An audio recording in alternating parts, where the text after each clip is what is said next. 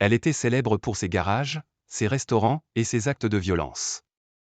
Située le long de la route principale de Cisjordanie et dominée par des colonies juives, la ville palestinienne de Huwara subit les conséquences de l'attaque du Hamas le 7 octobre en Israël.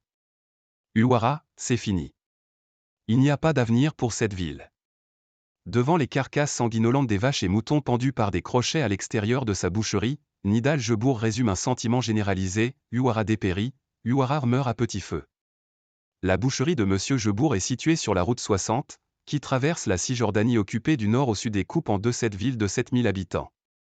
Comme les quelques 500 autres commerçants implantés en bordure de cette route, le boucher a dû fermer boutique après le 7 octobre, sur ordre de l'armée israélienne, qui a aussi bloqué les accès de la ville. Une décision justifiée par l'attaque du Hamas, mais aussi par plusieurs épisodes passés de violence entre habitants de Huwara et colons vivant sur les collines alentours. Artère vitale. Les commerces ont été réautorisés à ouvrir progressivement après 3 mois de fermeture. Mais les affaires ne marchent plus. La clientèle de passage des Palestiniens de Cisjordanie mais aussi des Israéliens qui empruntaient la route 60 et constituaient le cœur de l'économie locale, ne vient plus, empêchée par les checkpoints israéliens qui entravent toujours le passage, ou par peur des violences. Une voie de contournement achevée fin 2023 détourne le trafic. La route 60 est une artère vitale, explique le maire, Djihad Odeh, en détaillant un plan de la ville accroché dans son bureau. La fermeture des magasins et le blocage de la route a entraîné une rupture de la vie sociale et économique, poursuit-il, en énumérant les difficultés quotidiennes des habitants. Un trajet pour Naplouse, la grande ville du nord de la Cisjordanie située à quelques kilomètres, peut prendre des heures. Des cultivateurs ne peuvent plus aller s'occuper de leurs terres. Nombre d'habitants ont perdu leur permis de travail en Israël.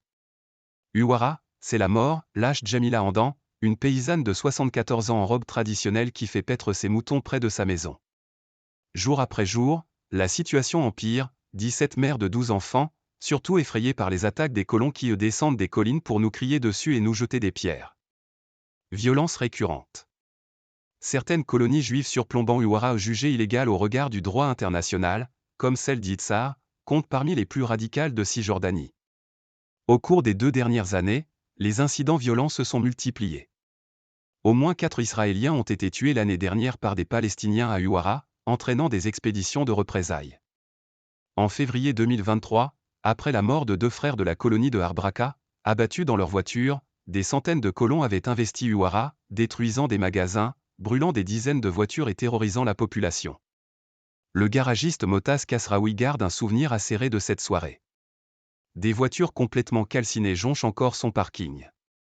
Il y en a même qui leur appartiennent, qui attendaient d'être réparées, s'exclame-t-il. Car les garagistes de Huwara ont, selon lui, la réputation d'être les meilleurs et les moins chers de la région, et même les colons leur confiaient leurs véhicules.